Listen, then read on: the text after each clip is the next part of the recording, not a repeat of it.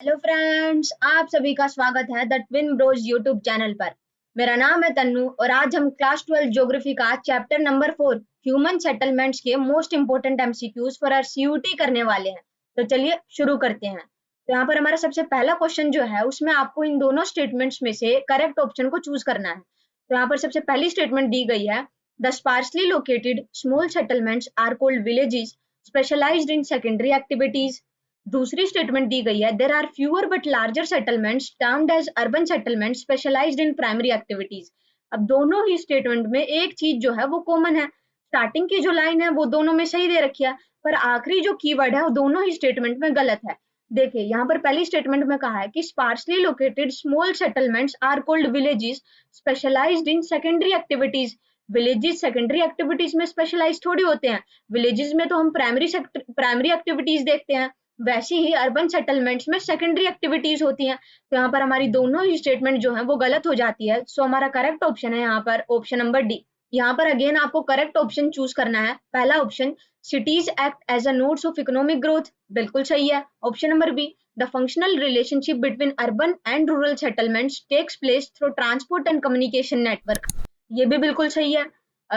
Rural and urban settlements differ in terms of social relationship, attitude and outlook, ये भी बिल्कुल सही है। Option number D, the urban settlements depend mainly on agrarian activities. Again यहाँ पर ये जो डी ऑप्शन है वो गलत हो जाता है, क्योंकि अर्बन सेटलमेंट्स के अंदर तो हम प्राइमरी एक्टिविटीज की हेजेमनी देखते हैं ना, एग्रेरियन एक्टिविटीज तो विलेजेस के अंदर होती है। सो यहाँ पर जो हमारा ऑप्शन नंबर डी है वो गलत हो जाता है। सो ए बी सी जो है वो हमारा करेक्ट ऑप्शन होगा। So option number 2 is correct. In India, compact or clustered village of a few hundred houses is a rather universal feature, particularly in dash। कौन सा ऐसा रीजन है इंडिया के अंदर जहां पर हमें क्लस्टर ऑफ विलेजेस देखने को मिलते हैं? हंड्रेड्स में विलेजेस, एक हंड्रेड्स में हाउसेज एक ही जगह पर देखने को मिलते हैं। ईस्टर्न प्लेन्स के अंदर, वेस्टर्न प्लेन्स के अंदर, नदर्न प्लेन्स के अंदर या फिर सदर्न प्लेन्स के अंदर। तो इसका करेक्ट आंसर है option number C, northern plains. Northern plains के अंदर ही तो हमें गैंजेटिक रीजन देखने को मिलता है, जहां पर पूरे इंडिया के अंदर सबसे ज्यादा हाई डेंसिटी ऑफ पॉपुलेशन जो है वो रिसाइड करती है। So northern plains is the correct answer. अगला question, there are various factors and conditions responsible for having different types of rural settlements in India, identify. अब आपको वो फैक्टर्स बताने हैं जो रिस्पॉन्सिबल है for having different types of rural settlements in India. Physical features, बिल्कुल सही है। किसी जगह की टोपोग्राफी कैसी है, वो प्लेन है या फिर वहां पर प्लेट्यूज है या फिर वहां पर माउंटेन्स है, उसी से तो पता चलेगा कि वहां पर पॉपुलेशन की जो डेंसिटी है वो कितनी है। अब मान लीजिए किसी जगह पर माउंटेनियस रीजन है या फिर हिली एरिया है, तो वहां पर पॉपुलेशन की कंसेंट्रेशन कम होगी, क्योंकि वहां पर हमें डिस्पर्स्ड सेटलमेंट देखने को मिलेगा। वैसे ही प्लेट्यूज पर भी हमें कम देखने को मिलेगा, क्योंकि ना तो वहां पर हम एग्रीकल्चरल कल्टीवेशन कर सकते हैं, ना वहां पर ट्रांसपोर्टेशन, कम्युनिकेशन, इंडस्ट्रीज होंगी। प्लेन्स के ऊपर हमें ज्यादा पॉपुलेशन देखने को मिलती है, जाहिर सी बात है। तो फिजिकल फीचर तो इम्पोर्टेंट है। वैसे ही कल्चरल एंड एथनिक फैक्टर, अब ये भी इम्पोर्टेंट हो जाता है। अब मान लीजिए किसी जगह पर मतलब कल्चरली वो स्टेबल जगह नहीं है, तो वहां पर रहना भी कौन चाहेगा? कोई नहीं रहना चाहेगा। वैसे ही अगर इसका एक और एग्जांपल ये हो सकता है कि कई कंट्रीज ऐसी हैं जो कि किसी पर्टिकुलर रिलीजन के लिए होती है। फॉर एग्जांपल पाकिस्तान की अगर हम बात करें, तो पाकिस्तान में डोमिनेंस किस कम्युनिटी का है? मुस्लिम्स का है। तो अगर वहां पर कोई और कम्युनिटी रिसाइड करती है तो उसको थोड़ी बहुत तो परेशानी होगी। वैसे ही कोरिया, ऐसे कई सारे एग्जाम्पल है। अगला ऑप्शन है सिक्योरिटी फैक्टर्स। सिक्योरिटी फैक्टर्स भी इंपॉर्टेंट हो जाता है। अब एक बात बताइए, इंडिया के अंदर हमें मेनली कौन सी ऐसी स्टेट है जहां पर पॉपुलेशन डेंसिटी मतलब कम देखने को मिलती है? सबसे कम तो नहीं, पर कम देखने को मिलती है। अरुणाचल प्रदेश और सिक्किम ऐसी स्टेट्स हैं। तो यहाँ पर हमें इतनी कम डेंसिटी पॉपुलेशन की देखने को क्यों मिलती है? क्योंकि आप देखिए ना, बॉर्डर टचिंग स्टेट्स हैं ये। यहाँ पर चाइना के साथ बॉर्डर लग रहा है, बांग्लादेश के साथ भी मतलब ज्यादा दूरी नहीं है। तो वहां पर जो वो स्टेबिलिटी नहीं है ना यहाँ पर, तो सिक्योरिटी फैक्टर जो है वो भी इंपॉर्टेंट हो जाता है पॉपुलेशन कंसेंट्रेशन के लिए। तो यहाँ पर हमारा करेक्ट आंसर होगा ऑप्शन नंबर डी। अगला question, rural settlements in India can broadly be classified into how many types. India के अंदर मेनली कितनी तरह की रूरल सेटलमेंट्स देखने को मिलती है? 2, 3, 4, 5। तो इसका करेक्ट आंसर है ऑप्शन नंबर सी, 4। 4 कौन कौन सी है? Clustered settlements, semi clustered settlements, hamleted settlements या फिर आइसोलेटेड सेटलमेंट्स, या फिर आइसोलेटेड को डिस्पर्स्ड सेटलमेंट्स भी बोलते हैं। तो यहाँ पर हमें 4 रूरल सेटलमेंट्स देखने को मिलती है इंडिया के अंदर मेनली।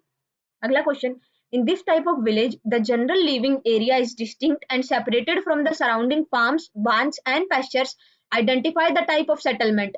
clustered, semi clustered, हेमिलेटेड या फिर डिस्पर्स्ड। तो यहाँ पर हमारा करेक्ट आंसर होगा option number A, clustered settlement. In this case, one or more sections of village society choose or is forced to live a little away from the main cluster or village. Identify the type of settlement: clustered, semi clustered, hamleted या फिर dispersed. तो इसका correct answer है option number B, semi clustered. अगला question, which of the following settlement generally found in the fertile alluvial plains and the northeastern states of India? fertile alluvial plains agriculturally fertile है, productivity cultivation ज्यादा होगा. तो fertile alluvial plane में आपको कैसी settlement देखने को मिलेगी? सेमी क्लस्टर्ड, हेमलेटेड, आइसोलेटेड या फिर क्लस्टर्ड? जाहिर सी बात है फर्टाइल एलुवियल प्लेन. इंडिया के अंदर कहाँ है fertile alluvial plain? Gangetic region में. तो पॉपुलेशन की कंसेंट्रेशन पूरे इंडिया के कंपैरिजन में यहाँ पर हाई देखने को मिलती है. तो सेटलमेंट कौन सी होगी? क्लस्टर्ड. सो ऑप्शन नंबर ए जो है वो यहाँ पर हमारा सही हो जाता है. अगला question, sometimes settlement is fragmented into several units physically separated from each other bearing a common name. Identify the type of settlement. अब कई सेटलमेंट्स ऐसी होती हैं जो फ्रेगमेंट्स में डिवाइड होती हैं और उनका अलग अलग नाम भी होता है जो वहीं के लोकल नेम्स पे रखा जाता है. फॉर एग्जांपल पन्ना, पारा, नागला और ढानी. तो ये किस टाइप ऑफ सेटलमेंट के एग्जांपल्स है? क्लस्टर्ड, सेमी क्लस्टर्ड, हेमिलेटेड या फिर डिस्पर्स्ड? तो इसका करेक्ट आंसर होगा option number C, Hamleted settlement. In this type of settlement, the land owning and dominant community occupies the central part of the main village. Identify the type of settlement. जो main land owning या फिर dominant community है उस particular reason की, वो तो central part occupy करेगी of the main village, और जो बाकी कम्युनिटीज बचगी वो पेरिफेरल रीजन्स में रहेंगी. तो ये किस टाइप ऑफ सेटलमेंट की यहाँ पर बात हो रही है? क्लस्टर्ड, सेमी क्लस्टर्ड, हेमिलेटेड या फिर डिस्पर्स्ड? तो इसका करेक्ट आंसर है ऑप्शन नंबर बी. अगला question, in Rajasthan which of the following region has necessitated the compact settlement? Rajasthan की अगर हम बात करें पर्टिकुलरली तो वहां पर हमें मेनली कॉम्पैक्ट सेटलमेंट या फिर क्लस्टर्ड सेटलमेंट देखने को मिलता है. पर वो रीजन क्या है जिसकी वजह से हमें कई जगहों पर, पूरे राजस्थान में नहीं, किसी पर्टिकुलर जगह पर अगर हमें क्लस्टर्ड सेटलमेंट देखने को मिल रहा है राजस्थान के अंदर, तो उसका रीजन क्या होगा वो आपसे पूछा है. लैक ऑफ रिसोर्सेज की वजह से. अगर लैक ऑफ रिसोर्सेज होंगी तो जाहिर सी बात है कि रिसोर्सेज की जो कंसेंट्रेशन है वो एक जगह पर ज्यादा नहीं होगी, डिस्पर्स्ड होंगी वो अलग अलग जगह पे. तो पॉपुलेशन की कंसेंट्रेशन तो वहां पर होगी नहीं. तो क्लस्टर्ड सेटलमेंट या फिर कॉम्पैक्ट सेटलमेंट का तो सवाल ही नहीं उठता. अनफेवरेबल क्लाइमेट, इसका भी कोई मतलब नहीं है.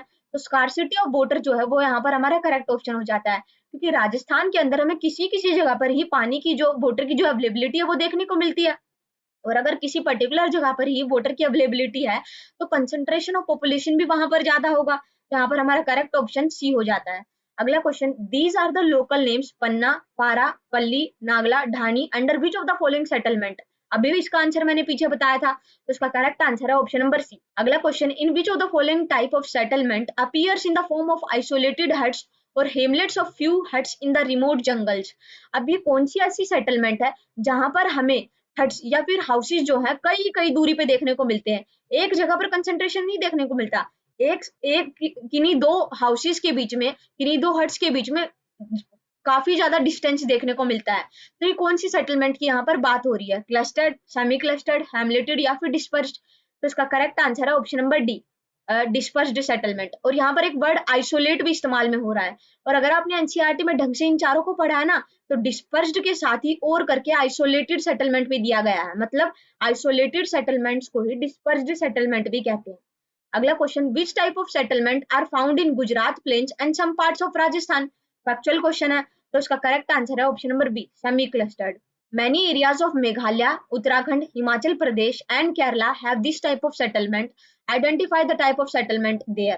Clustered, semi-clustered, hamleted या फिर dispersed? तो मेघालय, उत्तराखंड, हिमाचल प्रदेश, केरला में कौन सी सेटलमेंट देखने को मिलती है? तो इसका करेक्ट आंसर है ऑप्शन नंबर डी, डिस्पर्स्ड या फिर isolated settlement. This type of settlement more frequently found in the middle and lower Gangetic plains, Chhattisgarh and lower valleys of Himalayas. तो ये कौन सी सेटलमेंट की बात हो रही है? क्लस्टर्ड, सेमी क्लस्टर्ड, हेमलेटेड या फिर डिस्पर्स्ड? तो इसका करेक्ट आंसर है option number C, hamleted. Chhattisgarh, lower valleys of Himalayas, middle and lower Gangetic plains में हमें हेमलेटेड सेटलमेंट्स देखने को मिलती है, क्योंकि वहां पर जो फिजिकल फीचर है ना वो इंपॉर्टेंट हो जाता है, वो मेन बैरियर हो जाता है, क्योंकि वहां पर या तो हमें हिली रीजन देखने को मिलेगा या माउंटेनियस रीजन. तो ऐसी जगह पर हमें हेमलेटेड सेटलमेंट देखने को मिलेगी. उसके बाद which of the following towns were famous at the time of Indus valley civilisation? अब इंडस वैली सिविलाइजेशन के अंदर हमें कौन से टाउन्स जो है वो इंपॉर्टेंट हो जाते हैं? हड़प्पा, मगध, मोहनजोदारो या फिर बोथ ए एंड सी? तो यहाँ पर हमारा करेक्ट आंसर है option number D, both A and C, क्योंकि मगध तो हमें सेकंड अर्बनाइजेशन के टाइम पे देखने को मिलेगा, जो कि बिहार और झारखंड वाले रीजन में है, और वहां तक तो इंडस वैली सिविलाइजेशन का एक्सटेंट ही नहीं है, तो मगध तो वैसे ही एलिमिनेट हो गया, तो करेक्ट आंसर होगा हमारा ऑप्शन नंबर डी। अगला question, there are number of towns in India having historical background over 2000 years and these towns fall under which of the following type of category. Ancient towns इनको consider किया जाता है जिनका इतिहास 2000 साल से भी पहले का है, जिन टाउन्स का, मिडिवल टाउन्स, मॉडर्न टाउन्स, या फिर नन ऑफ द अबव। तो इसका करेक्ट आंसर है ऑप्शन नंबर ए। अगला question, most of the dash towns were developed as the headquarters of principalities and kingdoms. तो वो कौन से टाउन है? तो यहाँ पर करेक्ट आंसर है option number B, medieval towns. The towns like Varanasi, Prayag, Pataliputra and Madurai are the example of which of the following towns? Ancient towns, medieval towns, modern towns, या फिर नन ऑफ द अबव। तो यहाँ पर हमारा करेक्ट आंसर है option number A, ancient towns. The towns like Ghaziabad, Rohtak, Gurugram near Delhi are the example of which of the following towns? Administrative, industrial, satellite, या फिर none of these। तो इसका correct answer है option number C, satellite towns। In the year 2011, what was the percentage of urban population in India? तो again ये एक factual question है, तो 2011 के हिसाब से अर्बन पॉपुलेशन का कितना परसेंटेज था, मतलब कितनी पॉपुलेशन अर्बन एरियाज में रह रही थी इंडिया की 2011 के सेंसस के अकॉर्डिंग। तो यहाँ पर हमारा करेक्ट आंसर है option number B, 31.16%। The total urban population has increase 11 fold during which of the following century. Again factual question है, तो यहाँ पर हमारा करेक्ट आंसर है option number B, 20th century. Cities accommodating population size between 1 to 5 million are known as which of the following type of city? वो cities जिनके अंदर population जो है 1 से 5 मिलियन के बीच में रहती है, उन सिटीज को क्या कहते हैं? तो इसका करेक्ट आंसर है option number B, metropolitan cities. Cities accommodating population size of more than 5 million are known as which type of cities? Class one towns. Class one towns तो वो टाउन्स होते हैं ना जिनके अंदर 1 लाख से ज्यादा पॉपुलेशन का कंसेंट्रेशन है।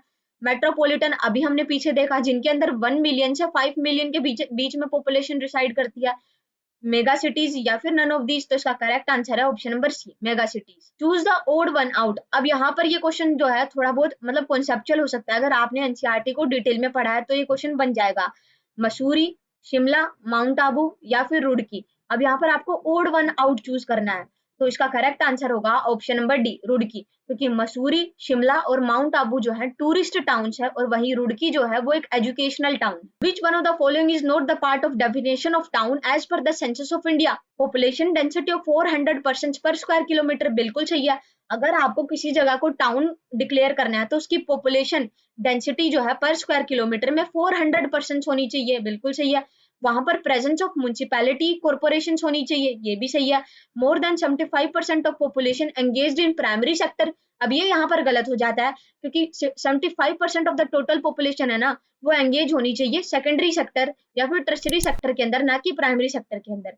Population size of more than 5000 person, ये भी यहाँ पर सही है। तो इसका करेक्ट आंसर है ऑप्शन नंबर सी, क्योंकि इसने नोट पूछा था। अगला question, Towns like Raniganj, Jharia, Digboy are the examples of which of the following type of towns? Industrial, mining, commercial या फिर garrison। तो इसका करेक्ट आंसर है option number B, mining towns. Raniganj और झरिया कोल के प्रोडक्शन के लिए फेमस है। यहाँ पर हमें रिजर्व भी देखने को मिलता है और प्रोडक्शन भी कहाँ पर है? वेस्ट बंगाल के अंदर। दिग्बोय भी एक माइनिंग टाउन है और ऑयल रिफाइनरीज भी यहाँ पर हमें देखने को मिलती है, कहाँ पर है? असम के अंदर। अगला question, the towns like Ambala, Jalandhar, military headquarter of Bor, Mhow, Babina और Udhampur are the examples of which of the following type of towns? यहाँ पर हमारा करेक्ट आंसर होगा option number D, garrison towns. अगला question, what are the objective of smart cities mission? To provide core infrastructure, clean and sustainable environment. Smart city mission के main objective यहाँ पर आपको बताने हैं। तो स्मार्ट सिटी मिशन का पहला ऑब्जेक्टिव क्या ये है कि provide core infra, clean and sustainable environment, बिल्कुल सही है। Give a decent quality of life to its citizens, ये भी बिल्कुल सही है। The main focus is on sustainable and inclusive development, ये भी सही है। तो हमारा करेक्ट ऑप्शन है option number D, all of these। तो ये थी आज की हमारी video. If you like the video, please hit the like button, subscribe to our channel and also share this video. Thank you.